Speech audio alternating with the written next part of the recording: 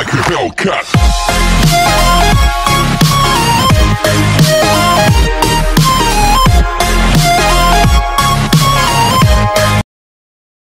Mga kabakayard, bali 6 o'clock in the morning pa lang po, maaga po tayo nagpunta dito sa ating manukan dahil ire-ready ko na po yung mga sisiw po natin kasi may kiride po tayo ngayon.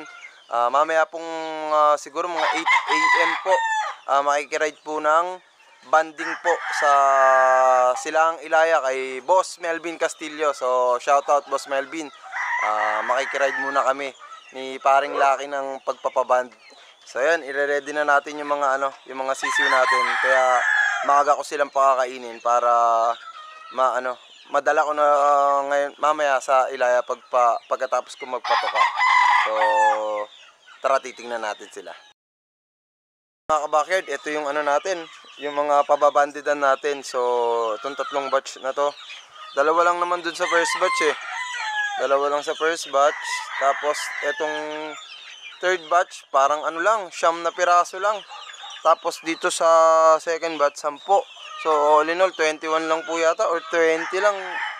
Mga ganun lang po sila Medyo nalamig yata mga to. Ayan mga kabakayard So kailangan natin ng 4 na kahon dito mga kabakayard. Yan yung ito yung mga natin ngayon.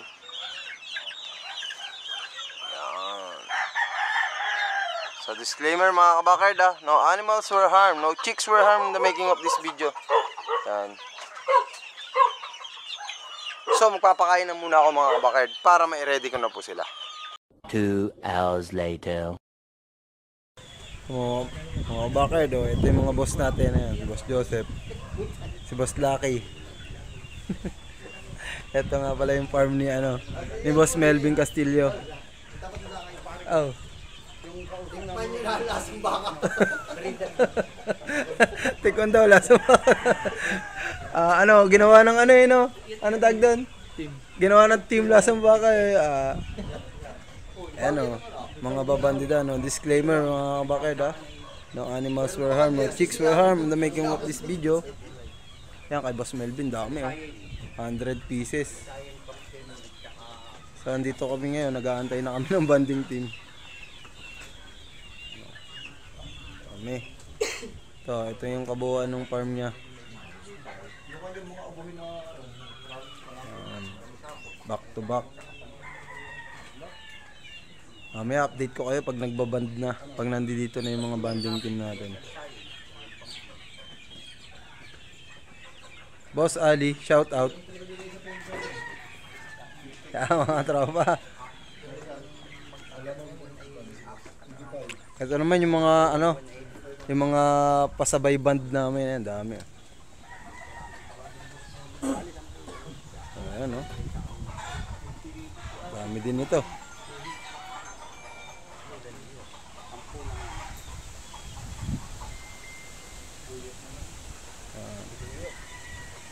Dami. Baka may 200 pieces tong kay boss. Shout out Boss Melvin. A few moments later. So mga kabakayard, ito na po ang banding team ng WPC. Yan. So hindi na natin ilalapit doon yung pagpapaband dahil maigpit si Whitey. So yan, time check. Anong oras na? Anong oras na pare? 2:16. Ayan shout out paring Pompeo. Ayan. Okay, hindi ka to kabakayard. Ang galing. Hindi ko channel yun. Ayan sila. Daming babandidan dito mga kabakayard Kay Boss Melvin nasa 100 pieces. Tapos yung mga aming pasabay dito, dami. Yan po So mamaya update ko kayo dun kapag natapos na. Bawal kasi tayo dun sa sa loob at bawal makita sa vlog natin yan. 1 week later. So yun mga kabakerd, nandito na po tayo ngayon sa ating manukan at natapos na po. So hinapon na rin po yung uwi namin pag papaband ng early bird po. So eto na sila mga kabakerd ha. Rotate ko lang yung camera. Kaya na mga kabakerd yung ating mga cockerels po na napaband po natin ng early birds. Ayan. So kumakain na po sila. Yan. Yung ano dito may mga naiwan po ako eh. Hindi ko kasi sure talaga kung magiging babae ba o lalaki. Pero okay lang yun. Sana hindi mamatak to para umabot pa to ng local. Tapos yun, yung dalawa natin dito.